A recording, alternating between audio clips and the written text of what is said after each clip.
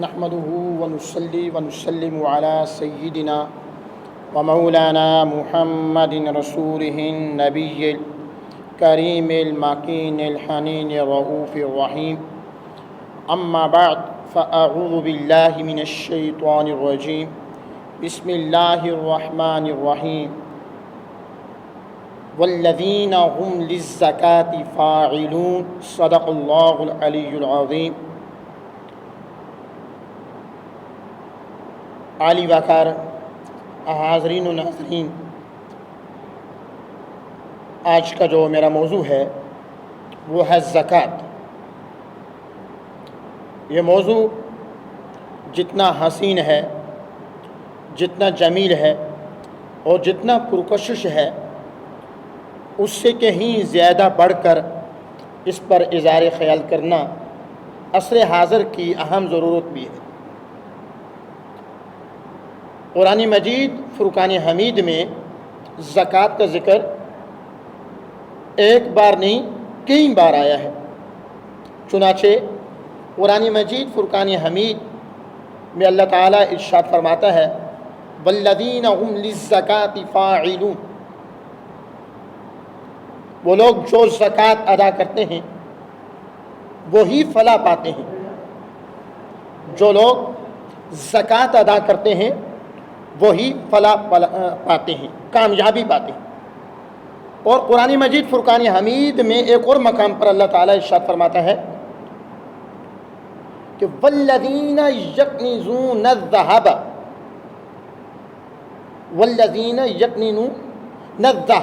والفضة ولا ينفقونها فی سبیل اللہ فبشرهم بعذاب علیم. وہ لوگ جن کے پاس سونا ہے، جنہیں سونا دیا گیا ہے، والفضة اور جن کے پاس چاندی ہے، ولا ينفقونها فی سبیل اللہ، وہ اسے اللہ کی راہ میں خرچ نہیں کرتے. فبشرهم بعذاب علیم، تو ایسے لوگوں کو خوشخبری سنائیے، بشارت دیجئے دردناک عذاب کی. اور قرآن مجید فرقان حمید ہی میں اللہ تعالیٰ ارشاد فرماتا ہے یوم یحمى علی فی نار جہنم، کہ اس کو آتش دوزخ میں گرم کیا جائے گا، دوزخ کی آگ میں اسے گرم کیا جائے گا. فَتُقْوَى بِهَا جُنُوبُهُمْ جبالہم و جنودہم و ظہورہم، اور اس سے ان کی پیشانیوں کو، کروٹوں کو، اور اس کے ساتھ ساتھ ان کی پیٹھ کو داغا جائے گا. اس سونے کے ساتھ ان کی پیٹھ داغی جائے گی، اس سونے اور چاندی کے ساتھ بروز محشر ان کی پیشانی داغی جائے گی، کروٹ کو داغا جائے گا. ھذا ما کنزتم لانفسکم، کہاں جائے گا یہ وہ مال ہے جس کو تم نے اپنی جانوں کے لیے جمع کیا تھا. فذوقوا ما کنتم، اب چکھو تم اس کا ذائقہ. تاجدار کائنات کے غلاموں، ہمارے اس معاشرے میں ملک پاکستان میں 20 کروڑ لوگ رہتے ہیں. سوال یہ ہے کہ 20 کروڑ لوگوں میں سے کتنے لوگ ہیں جو زکوٰۃ دیتے ہیں؟ ارے لوگوں، جس طرح نماز فرض ہے، زکوٰۃ بھی ایسے ہی فرض ہے. زکوٰۃ کی فرضیت کا انکار کرنے والا کافر ہے، اور نہ دینے والا فاسق. اور حتیٰ کہ فتاوی عالمگیری میں لکھا ہے کہ مستحق قتل ہے وہ. تاجدار کائنات کے غلاموں، اور جو اس میں تاخیر کرے زکوٰۃ کے دینے میں، فرمایا وہ بھی گنہگار ہے اور اس کی گواہی قبول نہیں، مردود الشہادہ ہے وہ. تاجدار کائنات کا کلمہ پڑھنے والوں، زکوٰۃ کی کچھ شرائط ہیں. ان میں سے پہلی شرط یہ ہے مسلمان ہونا. پہلی شرط کیا ہے؟ مسلمان ہونا.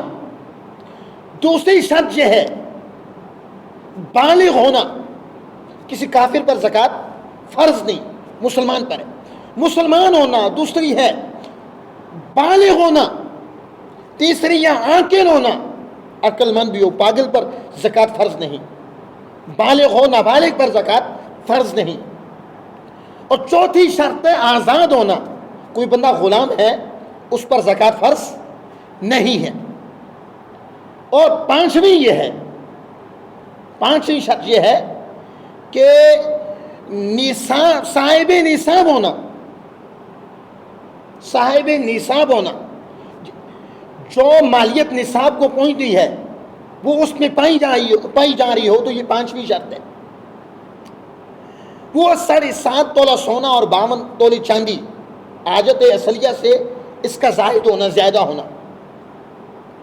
اور اس کے ساتھ ساتھ یہ بھی اس کی ایک شرط ہے کہ اس پر اس کا قابض بھی ہونا، مکمل طور پہ اس کی ملکیت میں ہونا. اور 7ویں شرط یہ ہے کہ اس زکوٰۃ کے برابر، اس مال کے برابر اس پر قرضے کا نہ ہونا، یا اس مال سے زیادہ قرض کا نہ ہونا، دین کا زیادہ نہ ہونا. یہ 7 شرائط ہیں میرے بھائیوں. جس میں یہ 7 شرائط پائی جا رہی ہوں اس پر زکوٰۃ دینا لازمی ہے. یہ سیکھنے کے مسائل ہیں. ہمارے یہاں کتنے لوگ ہیں جو زکوٰۃ کے بنیادی ضروری مسائل کو جانتے ہیں اور جو نہیں جانتے. ہمارے اس معاشرے میں ایسا ہوتا ہے، گھر کا جو بڑا ہے کہتے ہیں وہ زکوٰۃ دے دے، سب بڑی ہو ذمہ نہیں. بڑے کے ساتھ اس کا تعلق ہی نہیں ہے. کوئی چھوٹا ہے یا بڑا ہے، وہ بالغ ہے، آزاد ہے، عاقل ہے، صاحب نصاب ہے، مسلمان ہے، اس پر زکوٰۃ دینا ضروری شرع فرض ہے. اب گھر کا کوئی کسی کا والد ہی دے گا اور اس کے بیٹا ہے جو بالغ ہے، اس پہ یہ شرائط پائی جا رہی ہے، وہ نہیں دے گا تو بیٹا الگ سے گنہگار ہوگا. بیٹی پہ یہ شرائط پائی جا رہی ہے، وہ زکوٰۃ نہیں دے گی، وہ الگ سے گنہگار ہوگی. وہ الگ سے پوتا ہے، وہ بھی بالغ ہو چکا، جوانی کو پہنچ چکا، اور یہ 7 شرائط اس میں بھی پائی جا رہی ہیں، وہ زکوٰۃ نہیں دے رہا تو وہ بھی گنہگار ہوگا. یہ زکوٰۃ امیر لوگوں پر حق ہے وہ غریبوں کو دے. میں حدیث پاک پڑھ رہا تھا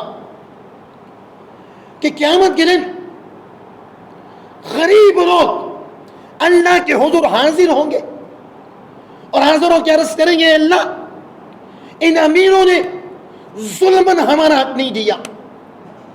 تو اللہ تعالیٰ فرمائے گا کہ میں ان لوگوں کو جنہوں نے ظلماً غریبوں کا حق نہیں دیا، انہیں میں اپنے سے دور رکھوں گا، اور اے غریبوں تم مجھ سے قریب ہو جاؤ. وہ امیر لوگ جو زکوٰۃ نہیں دیتے تھے، جو غریبوں کا حق نہیں دیتے تھے، وہ اللہ سے دور کر دیے جائیں گے، اور وہ محتاج، وہ فقیر و مسکین اللہ رب العزت سے قریب ہو جائیں گے. تاجدار کائنات کے غلاموں، زکوٰۃ سے انسان کا مال پاک ہو جاتا ہے. زکوٰۃ فقط پیسے میں نہیں، سونے میں بھی زکوٰۃ ہوتی ہے، چاندی میں بھی زکوٰۃ ہے. یہ جو اونٹ ہیں، اونٹوں میں الگ سے زکوٰۃ ہے. وقت نہیں بتاؤں کتنے اونٹوں کتنی زکوٰۃ. بکریوں میں زکوٰۃ ہوتی ہے، جاموس بھینسوں، یہ گائے کے ضمن میں آ جاتی ہے، ان میں زکوٰۃ ہوتی ہے. یہ جو زمین میں آپ فصلیں کاٹتے ہیں اور زمین سے کاشتکاری کر کے آپ فصل کو حاصل کرتے ہیں، خواہ وہ گندم ہو، خواہ وہ چاول کی صورت میں ہو، خواہ وہ مکئی کی صورت میں ہو، ان میں بھی زکوٰۃ ہے، عشر ہے، اور یہ ضروری ہے. میں آپ کو پھر سے بتا رہا ہوں، زکوٰۃ کا انکار کرنے والا کافر ہو جاتا ہے، چونکہ زکوٰۃ کی فرضیت قرآن مجید کی تصریحات سے ثابت ہے. کئی بار زکوٰۃ کا ذکر قرآن مجید میں آیا. اللہ تعالیٰ قرآن مجید میں بارہا نماز کے ذکر کے ساتھ ساتھ زکوٰۃ کا ذکر فرماتا ہے. اللہ فرماتا ہے وَأَقِيمُوا الصَّلَاةَ وَآتُوا الزَّكَاةَ، نماز قائم کرو اور زکوٰۃ دو. وَارْكَعُوا مَعَ الرَّاكِعِينَ، رکوع کرنے والوں کے ساتھ رکوع کرو. قرآن مجید سے بڑا کوئی قانون ہے؟ قرآن مجید سے بڑی کوئی کتاب ہے؟ تو ہمیں چاہیے اس قرآن مجید کو سمجھیں اور اس قرآن میں جو لکھا ہے اس پہ عمل کریں. لیکن ہمارا ذوق اس طرف نہیں ہے, ہمارا شوق نہیں رہا, ہمارا ذوق و شوق ہی نہیں ہے قرآن سننے کا, قرآنی تعلیمات کو سمجھنے کا. بالخصوص ہمارے دیہی معاشرے میں تاجدار کائنات کے غلام سیدنا صدیق اکبر جانشین رسول خلیفہ رسول رضی اللہ تعالی عنہ, کشتہ عشق رسول, واقف رموز حقیقت, آدھا شناس مزاج نبوت, پیکر صبر و استقامت, حضرت ابو بکر صدیق رضی اللہ تعالی عنہ, عبداللہ ان کا سلام. ان کے زمانے میں کچھ مسلمانوں نے زکوٰۃ دینے سے انکار کر دیا, کافر ہو گئے. جب کہا کہ ہم زکوٰۃ کو نہیں مانتے تو کافر ہو گئے, نہ ماننے والا قرآن کا انکار کر رہا ہے. زکوٰۃ کا ذکر قرآن میں آیا. اور سیدنا صدیق اکبر نے ان لوگوں پر جہاد کا اعلان کیا جنہوں نے زکوٰۃ کا انکار کیا تھا. فاروق اعظم میدان میں آ گئے, کہا آپ ان پر کیوں کر جہاد اور قتال کا اعلان کر رہے ہیں؟ حضرت عمر نے کہا, حضرت عمر نے صدیق اکبر سے کہا, اے ابو بکر صدیق, کیا تم نے تاجدار کائنات کا یہ فرمان نہیں سنا کہ آقا علیہ الصلوۃ والسلام نے ارشاد فرمایا کہ جس نے کہا لا الہ الا اللہ اس نے اپنی جان اور اپنے مال کو مجھ سے بچا لیا.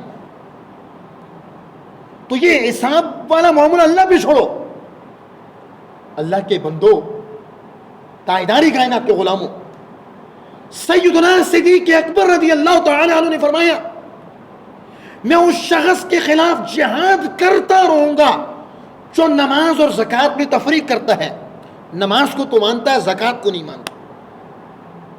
فاروق اعظم نے کہا کہ اللہ نے صدیق اکبر کا سینہ حق کے لیے کشادہ کر دیا, کھول دیا ہے. تاجدار کائنات کے غلاموں, میں حدیث پاک پڑھ رہا تھا اور میں جو روایتیں آپ کو سنا رہا ہوں, جو پڑھ سکتے ہیں اردو, ایک ایک بات کتاب سے نکال کے بتا سکتا ہوں, کتب سے. فرمایا اس شخص کی نماز قبول نہیں, تاجدار کائنات نے فرمایا, جو زکوٰۃ ادا نہیں کرتا اس کی نماز بھی قبول نہیں ہے. امام الانبیاء کے غلاموں, ایک اور حدیث پاک میں آیا, آقا علیہ الصلوۃ والسلام ایک دن تقریر کر رہے تھے, بات کر رہے تھے, اور اس دوران آقا علیہ السلام نے اللہ کی عزت اور اس کے جلال کی قسم کھائی, حدیث پاک میں ہے, اور پھر خاموش ہو گئے. 3 بار اللہ کی قسم کھائی, خاموش ہو گئے. صحابہ کرام نے جب دیکھا کہ اللہ کے حبیب نے اللہ کی قسم اٹھائی, خاموش ہو گئے ہیں, سر جھکا لیے اور صحابہ نے رونا شروع کر دیا. سروں کو جھکا لیا اور صحابہ نے رونا شروع کر دیا, یہاں تک کہ آقا علیہ السلام کے چہرے پر خوشی کے اثرات نمودار ہوئے. اور صحابہ کہتے ہیں کہ ہم نے جب حضور کا چہرہ خوشی بھرا دیکھا تو یہ ہمیں سرخ اونٹوں سے بہتر لگا. کوئی ہمیں سرخ اونٹ دیتا اتنی خوشی نہیں ہوتی جتنا حضور کے چہرے کو ہم نے دیکھا اور ہمیں خوشی محسوس ہوئی. سرخ اونٹوں سے بھی اتنی زیادہ خوشی نہیں ہوتی. اور پھر وہ کہتے ہیں کہ اللہ کے رسول نے فرمایا کہ جو بندہ رمضان المبارک کے روزے رکھے, جو بندہ رمضان المبارک کے روزے رکھے اور زکوٰۃ ادا کرے, اللہ تعالیٰ اس کو جنت میں داخل فرمائے گا. اللہ اس کو جنت میں داخل فرمائے گا. تاجدار کائنات کے غلاموں, زکوٰۃ, حضور علیہ الصلوۃ والسلام نے فرمایا یہ اسلام کا پل ہے. زکوٰۃ اسلام کا پل ہے. اور ایک اور حدیث پاک میں پڑھ رہا تھا, آقا علیہ الصلوۃ والسلام نے فرمایا کہ من کان یؤمن باللہ والیوم الآخر, امام طبرانی نے معجم کبیر میں حدیث کو روایت کیا کہ جو اللہ اور یوم آخرت میں ایمان رکھتا ہے اسے چاہیے کہ وہ رمضان المبارک کے روزے رکھے. پھر فرمایا جو اللہ اور یوم آخرت میں ایمان رکھتا ہے اسے چاہیے کہ وہ زکوٰۃ دے. پھر فرمایا جو اللہ اور آخرت میں ایمان رکھتا ہے اسے چاہیے کہ وہ حق بولے, نہیں تو چپ رہے, بری بات زبان سے نہ نکالے. یاد رکھنا, زبان کا زخم تیر کے زخم سے زیادہ گہرا ہوتا ہے. زبان کا زخم تیر کے زخم سے زیادہ گہرا ہوتا ہے. تیر کا زخم بڑھ جاتا ہے لیکن وہ بات جو منہ سے نکلی ہے زندگی بھر یاد رہتی ہے. یہی نہیں، آپ کو پتہ ہے سانپ گنجا کب ہوتا ہے؟ اہم معلومات کچھ آپ کو ایک خاص یہ معلومات بھی دینے لگا ہوں. سانپ گنجا کب ہوتا ہے؟ ایک حدیث سنا کر. تاجدار کائنات صلی اللہ علیہ وسلم نے فرمایا جس شخص کو اللہ تعالیٰ مال دے اور وہ اس مال سے زکوٰۃ ادا نہ کرے، جس شخص کو اللہ رب العزت مال دے اور وہ شخص اس مال سے زکوٰۃ ادا نہ کرے، تو قیامت کے دن اس کا وہ مال گنجے سانپ کی صورت اختیار کر جائے گا. آپ کو بتاؤں گا سانپ گنجا کب ہوتا ہے، اور کوئی پڑھنا چاہے تو کتاب سے نکال کے بتاؤں گا. کئی پڑھنے والے بیٹھے ہیں یہاں. فرمایا جس کو اللہ رب العزت مال دے، ابو ہریرہ روایت کرتے ہیں صحیح بخاری شریف میں یہ حدیث موجود، اور وہ اس سے زکوٰۃ ادا نہ کرے، قیامت کے دن اس کا وہ مال گنجا سانپ بن جائے گا، اور اس کے سر پر 2 نشان ہوں گے گنجے سانپ کے سر پر. تاجدار کائنات کے غلاموں، میرے حضور نے فرمایا وہ گنجا سانپ توق بنا کر اس کے گلے میں ڈال دیا جائے گا قیامت کے دن. ہم مسلمان ہیں، ہمارا قیامت پر یقین ہے، ہمارا جنت پر یقین ہے، دوزخ پر یقین ہے، قبر و حشر نشر ان سب پر یقین ہے. ہم مانتے ہیں، ہمارا ایمان ہے. ہمارے ایمان کا تقاضا یہ ہے، ہمارا ایمان ان چیزوں کو مانے بغیر مکمل ہی نہیں ہوتا.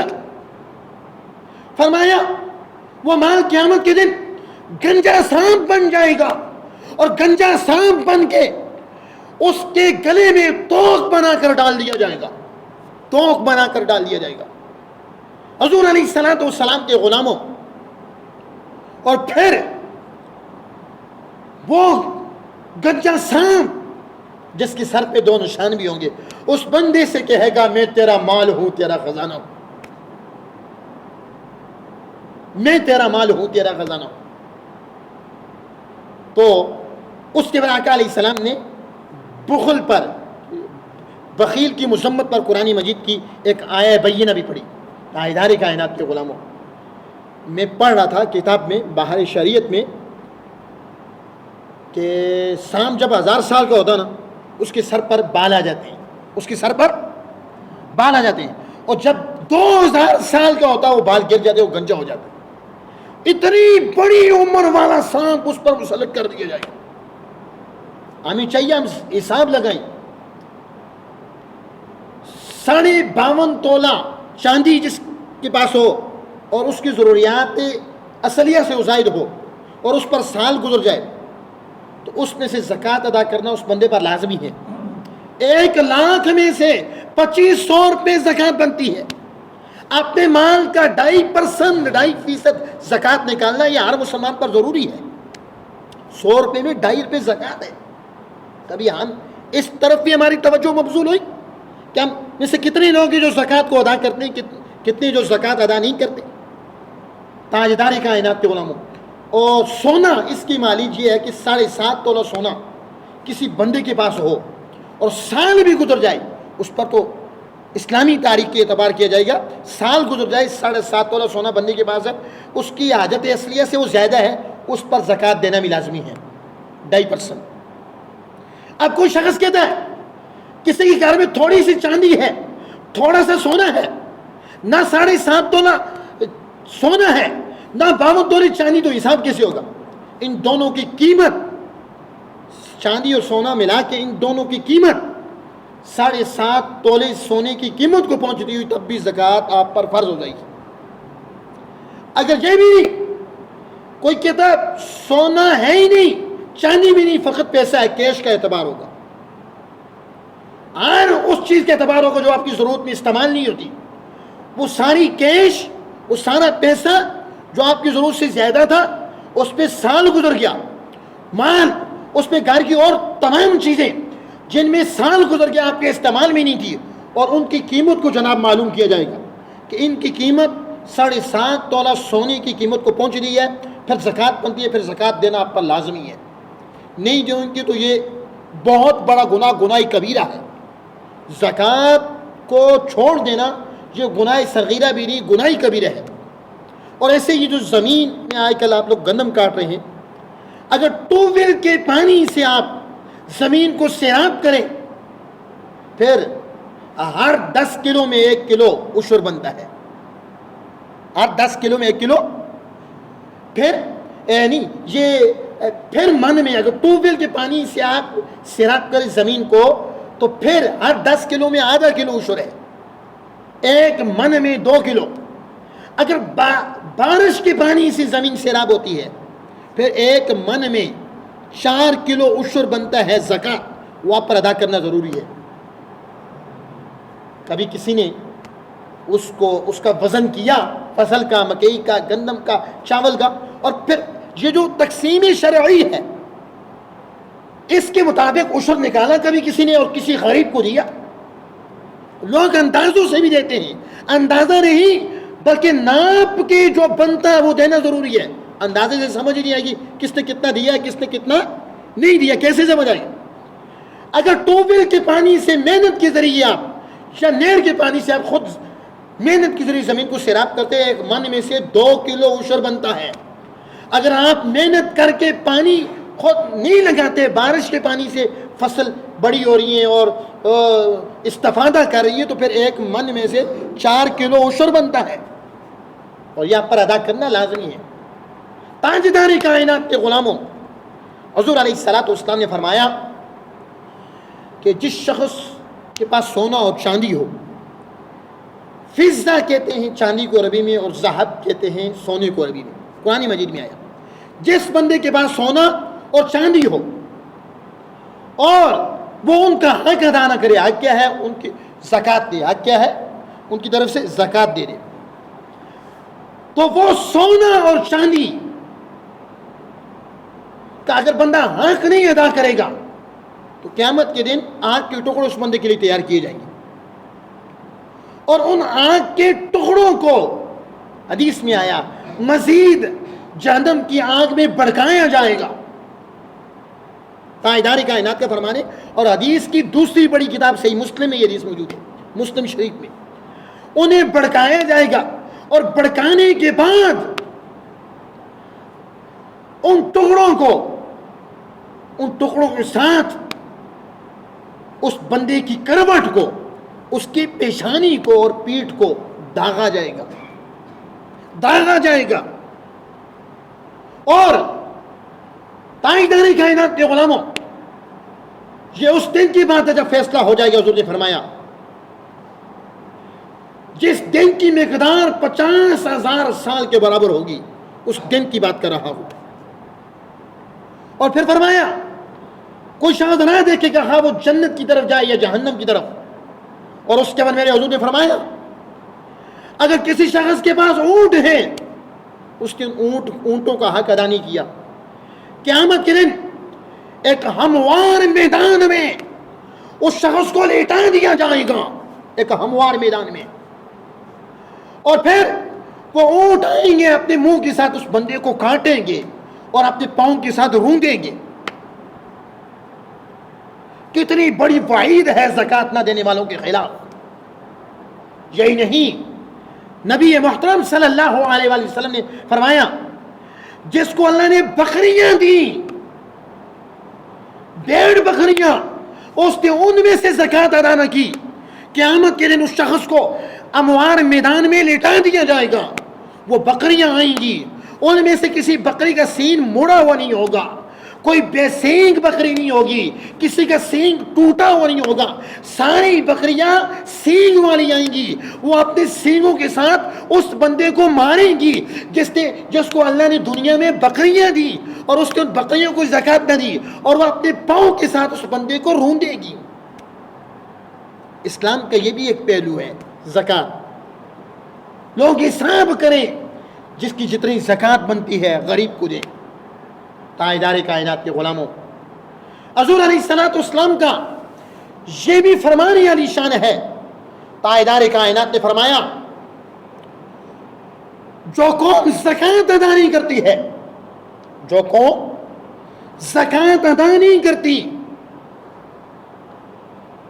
اس قوم کو اللہ تعالیٰ قحط میں مبتلا کر دیتا ہے، قحط میں مبتلا کر دیتا ہے،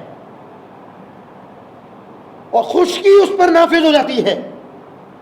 حضور علیہ الصلوۃ والسلام کے غلاموں، قرآن مجید فرقان حمید نے بھی جا بجا زکوٰۃ کی فضیلت کو بیان کیا، اس کی اہمیت کو بیان کیا ہے، اور تاجدار کائنات صلی اللہ علیہ وسلم کے فرامین نے بھی زکوٰۃ کی جو اہمیت تھی اس کو کما حقہ بیان کیا۔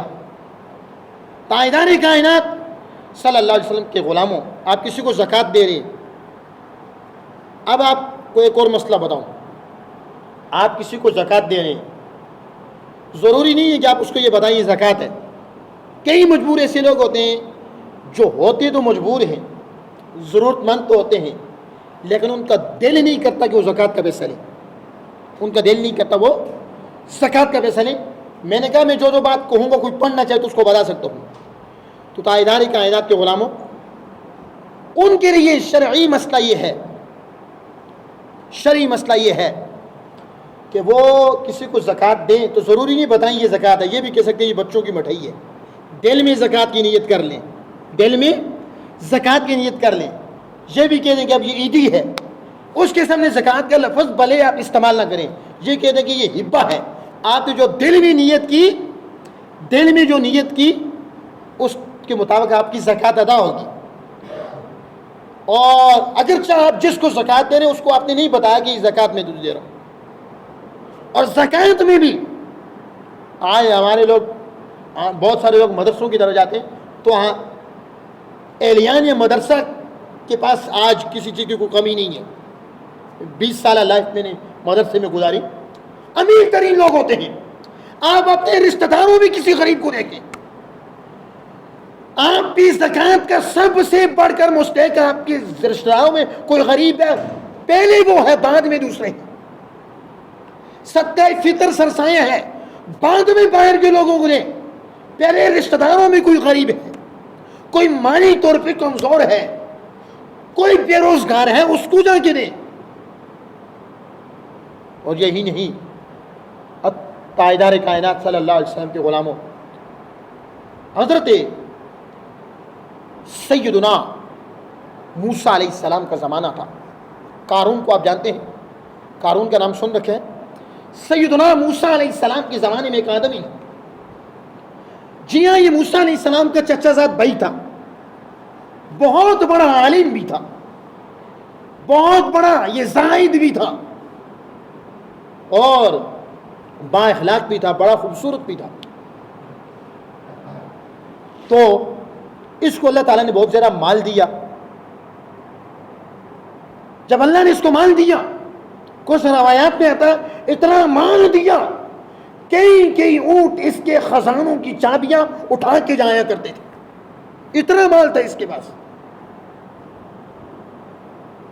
حضرت سیدنا موسیٰ علیہ السلام نے قارون سے کہا تم زکوٰۃ ادا کرو۔ جب زکوٰۃ کا نام سنا تو اس نے کہا میں اپنے مال میں سے 1000واں حصہ زکوٰۃ ادا کروں گا۔ کیا کہا؟ اپنے مال میں سے میں جو 1000واں حصہ بنتا ہے وہ بطور زکوٰۃ ادا کروں گا۔ اب کیا ہوا؟ اس نے اپنے مال کا حساب لگایا تو ایک بہت بڑی رقم زکوٰۃ بن رہی تھی، بہت بڑی رقم۔ اس نے زکوٰۃ دینے سے انکار کر دیا، اس نے زکوٰۃ دینے سے انکار کر دیا قارون نے، اور لوگوں کو سیدنا موسیٰ علیہ السلام کے بارے میں ابھارنے لگا، بھڑکانے لگا۔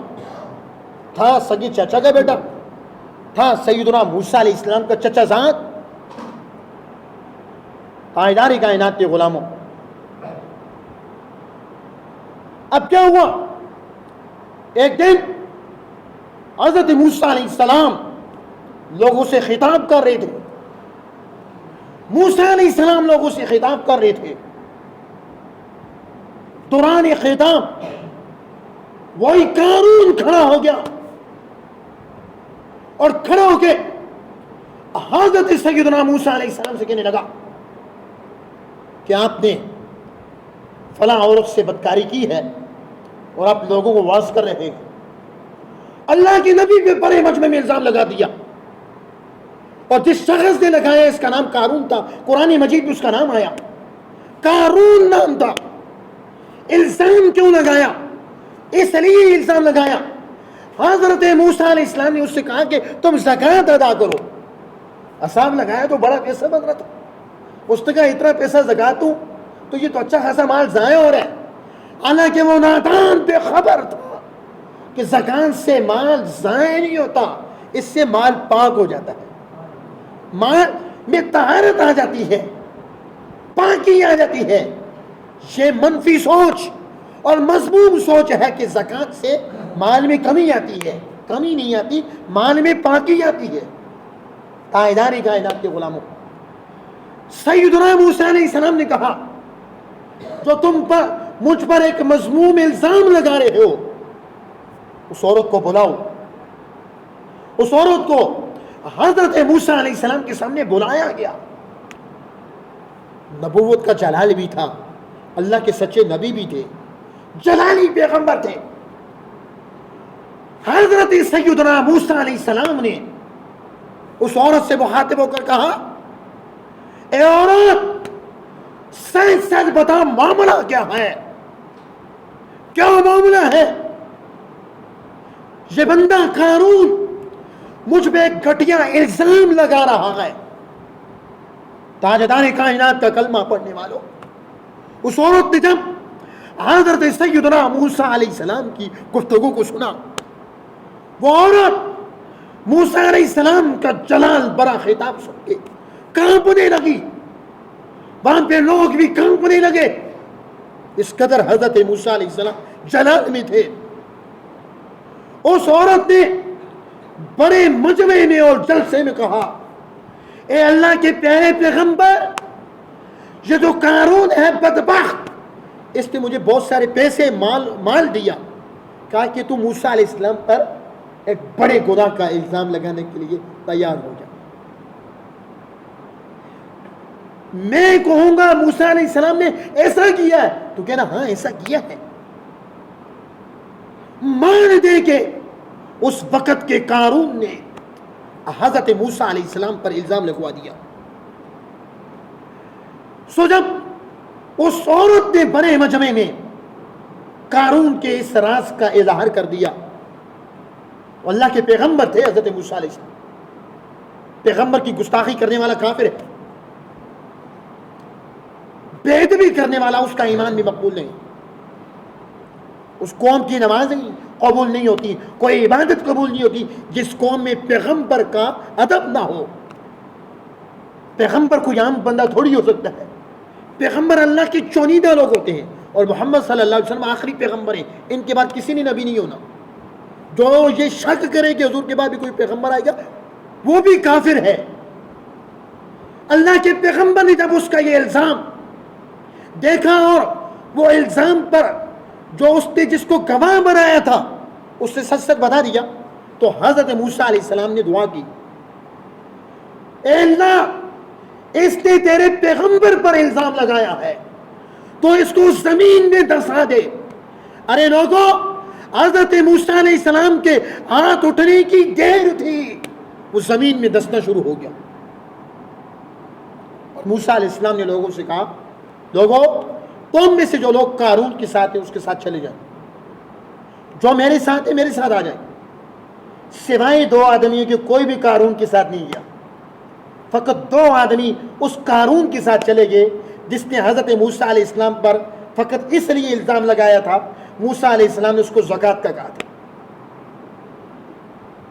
تو موسیٰ علیہ السلام نے دعا کی, دعائیں موسیٰ سے وہ زمین میں دسنے لگا, اس کے جو ہے نا ٹخنوں تک وہ زمین میں دس گیا. پھر لوگ دیکھ رہے ہیں حق کو فتح مل رہی ہے, باطل مٹ رہا ہے, وہ گھٹنوں تک زمین میں دسا, چونکہ موسیٰ علیہ السلام کے سگے چاچا کا بیٹا تھا, وہ چچا زاد تھا وہ قارون، اس نے قرابت کا واسطہ دیا، اے موسیٰ میں تمہیں اپنی قرابت کا رشتہ داری کا واسطہ دیتا ہوں، رشتہ داری کا واسطہ دیتا ہوں، قرابت کا واسطہ دیتا ہوں، مجھے معاف کر دو۔ لیکن الزام گھٹیا لگایا تھا اس نے موسیٰ علیہ السلام پر، بدکاری کا الزام لگایا تھا گھٹیا۔ حضرت موسیٰ نے اس کو معاف نہیں کیا،